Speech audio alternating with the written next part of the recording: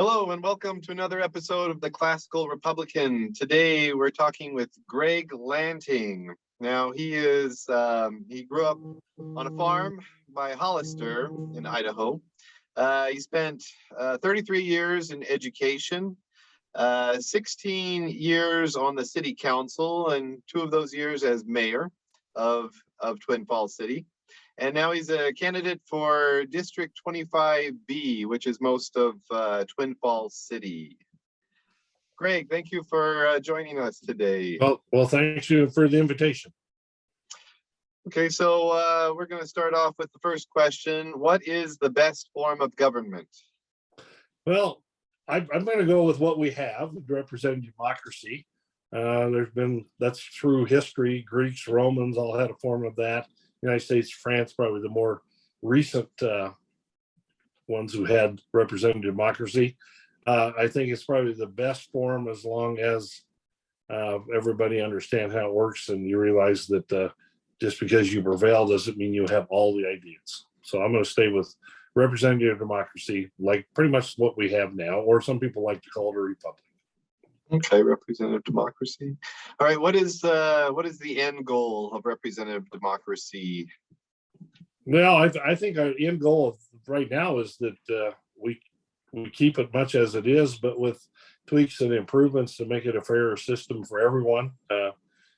We've had it basically for couple hundred years here in the United States. It's of course been tweaked at times. They changed the voting for senators and U.S. senators, things like that. But I think the end game is to just keep it as it is with the tweaks that is needed to make it even a better system. How did you come to these beliefs personally?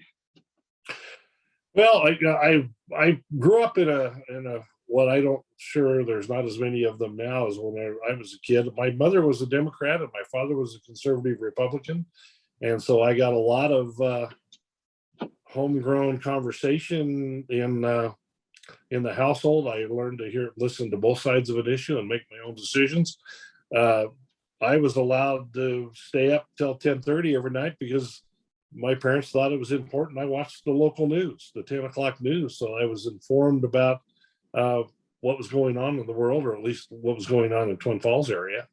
So I think that what framed me quite a bit as being realizing that there's 2 sides to stories, and I think that's helped me for running for city council, which is a nonpartisan position, but you certainly get people from both sides. And so I think that my upbringing, and I love both my parents, and they love me hopefully, and helped me to be the person I am. How much of a statist are you? What's the role of the state? Well, I think the role of the state has to be there. We have a lot of systems in place for both state government, local governments, which local government is just a extension of state government, because local government gets all their power from the state. A county has a few inherent powers that their own, but they also get most of their power from the state. People want services. I mean, let's be honest. People want the things that occur in their state that makes their life better. There's quality of life that we always talk about, the Idaho quality of life. That's at a certain point because of the form of government we have. I like limited government, no more than is necessary, but a certain amount of government is necessary if we're going to have a ordered society and not fall into chaos. So, I've heard people feel like all taxes are unconstitutional. I'm pretty sure the road outside my house would not look very good if all taxes were voluntary. I mean, it doesn't look as good as I hoped it should anyway, but I know it'd look really bad if taxes were voluntary. So I'm going to go with that. Okay. How do you regard private property, and how would you deal with eminent domain?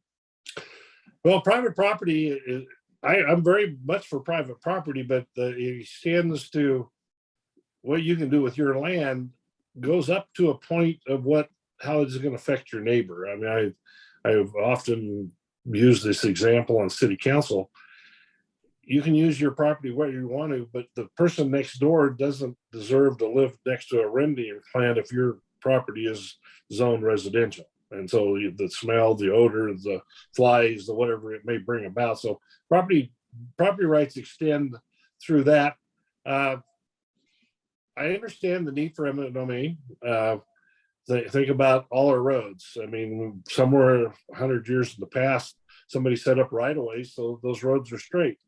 If you were coming from Filer to Twin Falls, you had to go down a mile and then down a mile and back a mile, over a mile, and until it was a zigzag path between Filer and Twin Falls. That wouldn't be a very efficient, and certainly wouldn't make a lot of sense. So right-of-ways have been around for a long time, and I think that was probably an early form of eminent domain where those all get put into place for the highway district roads, the state roads, the city streets. So I think a person has to realize that eminent domain is there. We used it very sparingly. By the times I was on city council, we used it a little bit on Washington Street when that got expanded. And that was more of a case of there was that one condo association along Washington Street, along the east side of Washington Street. They had a provision where almost anybody could veto it. So we had a majority of the people understood what was going on, and you had a couple of people against it. So we had to use eminent domain to make sure that we were given a fair amount. And I think due process has to be there for eminent domain. You have to make sure that they have a chance to go to court with their representation, and that they get a fair market value for it. They don't need to get holded up, but things. The one I'm pretty in favor of the state of Idaho doesn't have eminent domain for economic development when some states do. I think that's a little scary. You can see the purpose for it is if you buy 10 pieces of property and one person's holding that because he knows he's the last person, so he can gouge whoever it is. I can see that purpose, but Idaho doesn't allow that, and I'm probably all right with that. Okay. All right. Positive or negative liberty? Well, after my research of this particular question and your input letting me know, I guess I'm probably negative. I guess I'm not sure I understand that. I never want to be negative, but if it's the way you're describing it, then I'm gonna have to go with negative. Okay. How do you preserve liberty? I think you just have to make sure that every law or ordinance, or depending on what form of government you're in, or what level of government, you have to make sure that, because every time you pass a law, you're affecting liberty in some way. Obviously, if you don't have laws, you have chaos, and so you have to have a certain amount of that. And sometimes the good of everyone outweighs the good of the individual, and that's the way we've set up our government, and that's the way it probably has to be to have an ordered society. How do you view class? Well, I understand there is class. Obviously, I grew up in a middle class farming household, and hopefully have obtained upper middle class by this point in my life because of my college degrees and things. But I understand it's there. I'm not saying it's fair. It's there, and I wish that there was more we could do to help people. I get concerned at times that not everybody in the top 1% has the same philosophy as a few of them, like Gates and a few of those, that they need to pay their fair share. But class is there, and I'll do whatever I can to help people to keep their class or to raise themselves up. The old bootstrap type thing, I guess. Okay. My next question was, what is to be done about inequality? Well, I this is going to sound maybe a little different than you might hear from the normal mainstream Republican. I believe that at least through trade school, education should be free. In other words, trade school is the way for millennia, I mean, not millennia, hundreds of years, people have raised themselves out of poverty. If they got a trade, that was valuable to people, that they were willing to pay them for it. And so I up through trade school and possibly even just plain junior college, I would make it free so the people that are willing to work hard and willing to give it an effort can get there. I understand, like I alluded to earlier, I grew up in a very stable home with a mother and a father who loved me, and I loved them, and they didn't pay for my college, but they helped me a few times to get through college.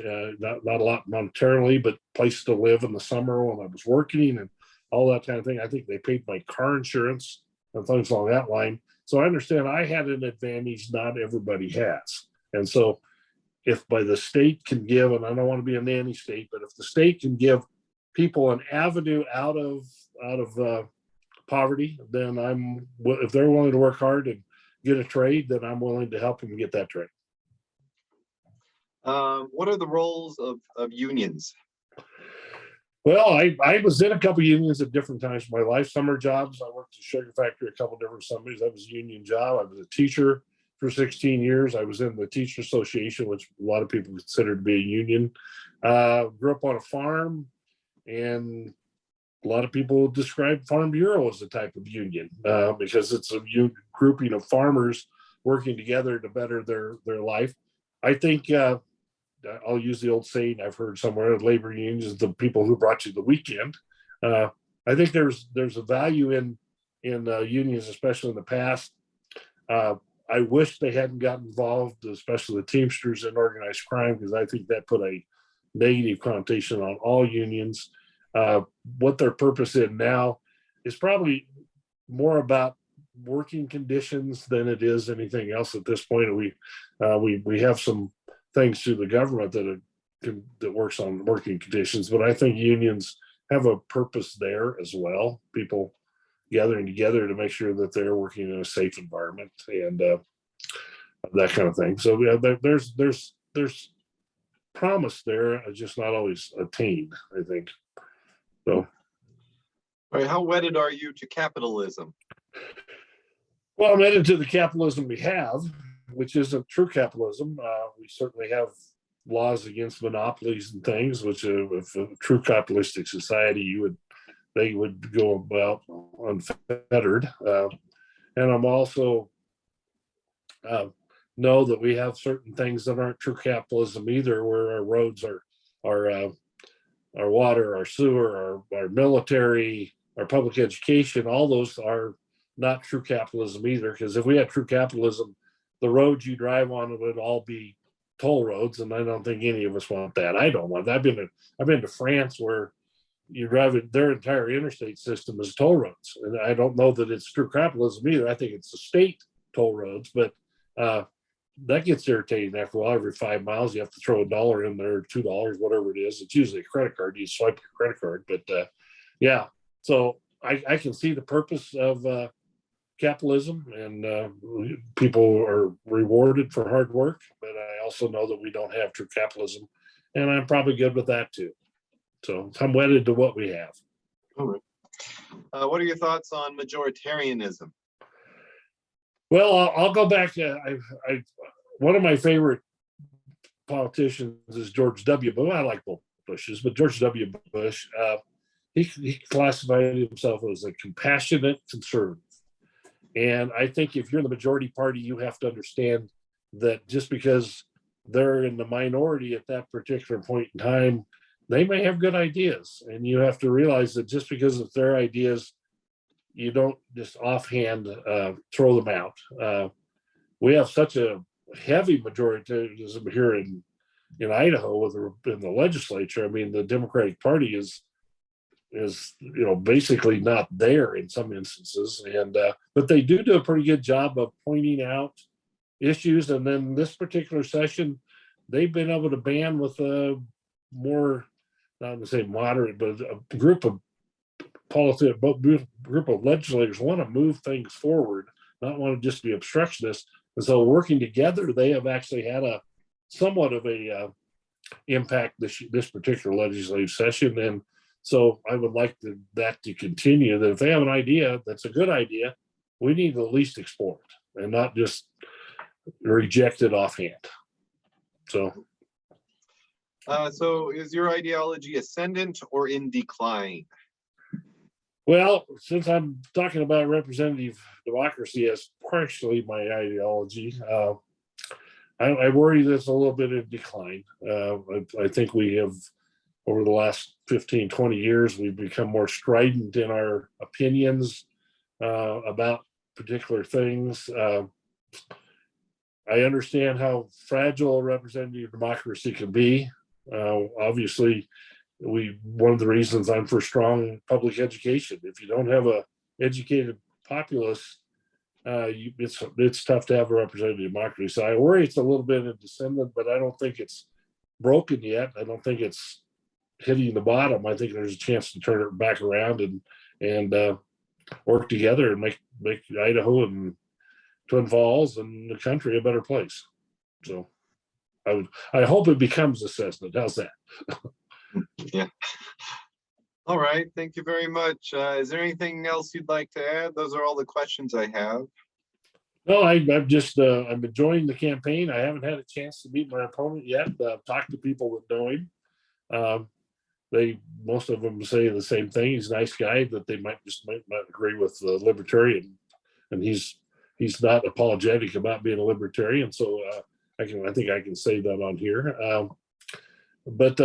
Yeah, it's fun to get back out there. When I walked away from the council in November and decided not to run, I was going to ride off in the sunset, and then a couple of legislators convinced me that there was an open seat and I needed to run for it because I was the type of candidate they were hoping for. And so it's been enjoyable getting back out on the campaign trail. I didn't think I was ever going to do it again.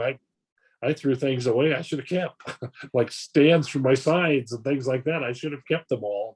I didn't. I donated them to like the county commissioner candidates, and Tom Carter's the sheriff. And he said, "Here, you guys have these. I don't need them anymore." So, but it's been fun because when you're out on the campaign trail, you're out talking to people, and that's what I really enjoy about it. And I did it all 4 years of my thing.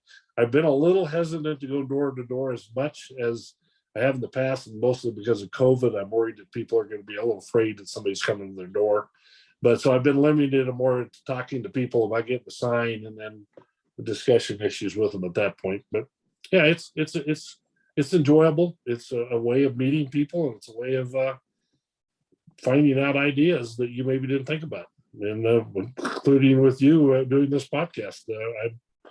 I've never had a chance to talk to you in a lot of detail, John, but although we know each other well, I would say, but we just haven't had any deep conversations that I can think of. You're always good about coming to council meetings and keeping informed, and so that's the kind of thing I'm enjoying. But I'm being informed by people I talk to. All right. Well, thank you very much.